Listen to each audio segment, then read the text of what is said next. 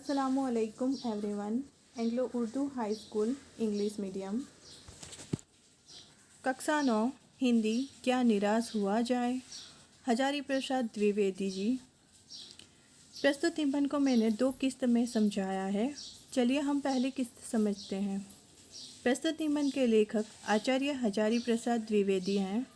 द्विवेदी जी हिंदी के प्रमुख निबंधकार, समीक्षक और सांस्कृतिक उपन्यासकार हैं।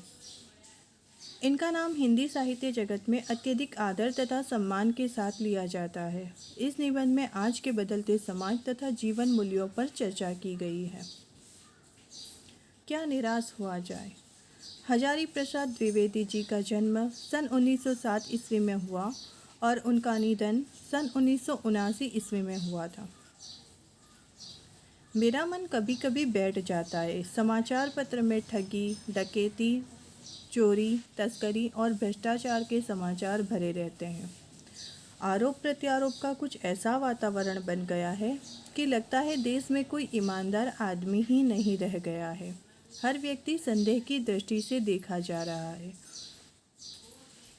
जो जितने ही ऊंचे पद पर है उनमें उतने ही अधिक दोष दिखाए जाते हैं। देखिए, लेखक हमें कहते हैं कि समाचार पत्र में ठगी, डकैती, चोरी, तस्करी और भ्रष्टाचार के समाचार भरे होते हैं। आरोप प्रत्यारोप। प्रत्यारोप का मतलब होता है आरोप के जवाब में प्रति आरोप लगाना। इसका ऐसा वातावरण बना है कि देश में कोई ईमानदार आदमी ही नहीं लग रहा। हर व्यक्ति को संदेह का मतलब होता है शंका की नज़र से देखना, और जो जितने ऊंचे पद पर स्थापित है उसमें अधिक दोष दिखाए जाते हैं। एक बहुत बड़े आदमी ने मुझसे एक बार कहा था कि इस समय सुखी वही है जो कुछ नहीं करता। जो कुछ भी करेगा उसमें लोग दोष खोजने लगेंगे। देखिए, कहते हैं कि जो कुछ नहीं करता वही सुखी है, जो कुछ भी करेगा उसमें लोग दोष खोजने लगते हैं। उसके सारे गुण भुला दिए जाएंगे और दोषों को बढ़ा चढ़ाकर दिखाया जाने लगेगा। दोष किसमें नहीं होते। देखें, उसकी अच्छाई जो है उसको भुला दी जाएगी और उसका जो दोष है उसे बढ़ा चढ़ाकर दिखाया जाएगा। पर हम जानते हैं दोष किसमें नहीं होते। यही कारण है कि हर आदमी दोषी अधिक दिख रहा है, गुणी कम या बिल्कुल ही नहीं। स्थिति अगर ऐसी है तो निश्चय ही चिंता का विषय है। आज हम देखते हैं कि हमको दोषी आदमी ज़्यादा और गुणियाँ तो बिल्कुल ही नहीं दिखाई दे रहे हैं या कम दिखाई दे रहे हैं। अगर ऐसी ही स्थिति रही तो निश्चय ये चिंता का विषय है। क्या यही भारतवर्ष है जिसका सपना तिलक और गांधी ने देखा था। देखिए, हम पर सवाल है ये तो कि यही भारतवर्ष है जिसका सपना तिलक और गांधी ने देखा था। रविंद्रनाथ ठाकुर और मदन मोहन मालवीय का महान संस्कृत सभ्य भारतवर्ष किसी अतीत के गह्वर में डूब गया है। जो उन्होंने सपना देखा था वो आज भारतवर्ष गह्वर यानी एक अतीत के गड्ढे में डूब गया है। गह्वर का मतलब गड्ढा होता है। आर्य और द्रविड़, हिंदू और मुसलमान, यूरोपीय और भारतीय आदर्शों की मिलन भूमि महामानव समुद्र क्या सुख ही गया। मेरा मन कहता है ऐसा हो नहीं सकता।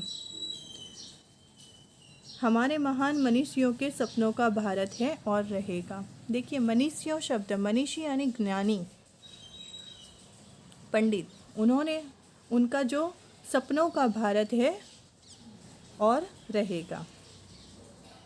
यह सही है कि इन दिनों कुछ ऐसा माहौल बना है कि ईमानदारी से मेहनत करके जीविका चलाने वाले निरीह और भोले भोले श्रमजीवी पिस रहे हैं और झूठ तथा फरेब का रोजगार करने वाले फल फूल रहे हैं। यह बात तो सच है। लेखक हमें कहते हैं कि यह बात तो सच है कि माहौल यानी वातावरण ऐसा है कि मेहनत जो करता है वो पिस रहा है और झूठ और फरेब से जो कर रहा है वो आगे फल फूल रहा है। ईमानदार को मूर्खता का पर्याय समझा जाने लगा है। सच्चाई केवल भीरू और बेबस लोगों के हिस्से पड़ी है।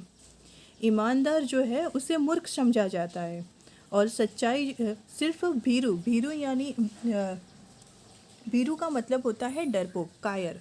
सच्चाई सिर्फ कायर और बेबस लोगों के हिस्से में पड़ी है। ऐसी स्थिति में जीवन के महान मूल्यों के बारे में लोगों की आस्था ही हिलने लगी है। परंतु ऊपर ऊपर जो कुछ दिखाई दे रहा है वह बहुत ही हाल की मनुष्य निर्मित नीतियों की त्रुटियों की देन है। सदा मनुष्य बुद्धि नई परिस्थितियों का सामना करने के लिए नए सामाजिक विधि निषेधों को बनाती है, उनके ठीक साबित न होने पर उन्हें बदलती है। देखिए, मनुष्य बुद्धि जो है नई परिस्थितियों का सामना करने के लिए सामाजिक विधि निषेधों को तो बनाती है, पर साबित नहीं होते तो उन्हें बदल देती है। नियम कानून सबके लिए बनाए जाते हैं, पर सबके लिए कभी कभी एक ही नियम सुखकर नहीं होते हैं। कानून और नियम तो सबके लिए बनते हैं, पर सबके लिए एक ही नियम सुखकर नहीं होते हैं। सामाजिक कायदे कानून कभी युग युग से परीक्षित आदर्शों से टकराते हैं। इससे ऊपरी सतह आलोड़ित भी होती है। आलोड़ित मतलब मथना होता है, पहले भी हुआ है और आगे भी होगा। उसे देखकर हताश हो जाना ठीक नहीं है। भारतवर्ष ने कभी भी भौतिक वस्तुओं के संग्रह को बहुत अधिक महत्व नहीं दिया है।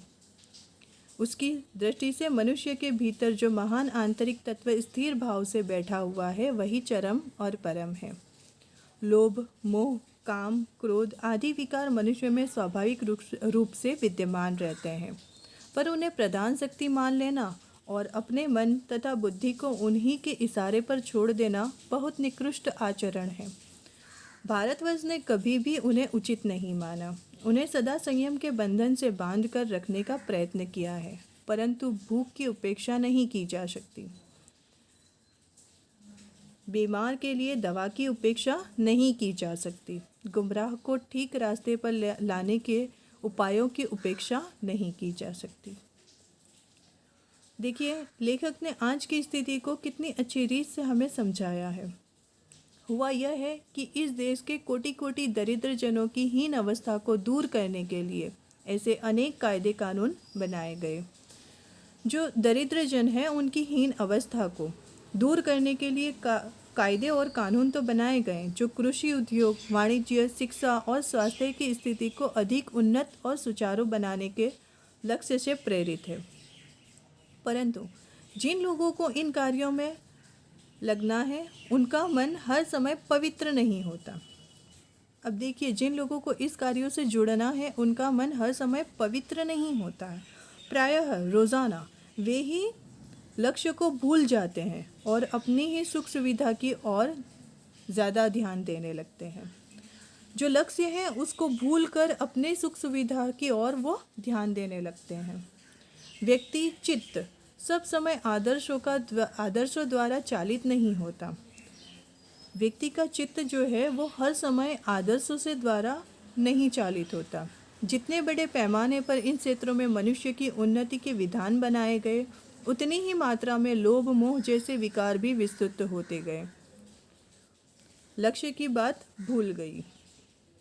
आदर्शों को मजाक का विषय बनाया गया और संयम को दक्यानुशी मान लिया गया।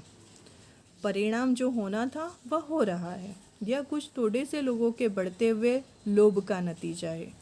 जो थोड़े से लोग हैं जो लोभ करते हैं उसी का यह नतीजा है।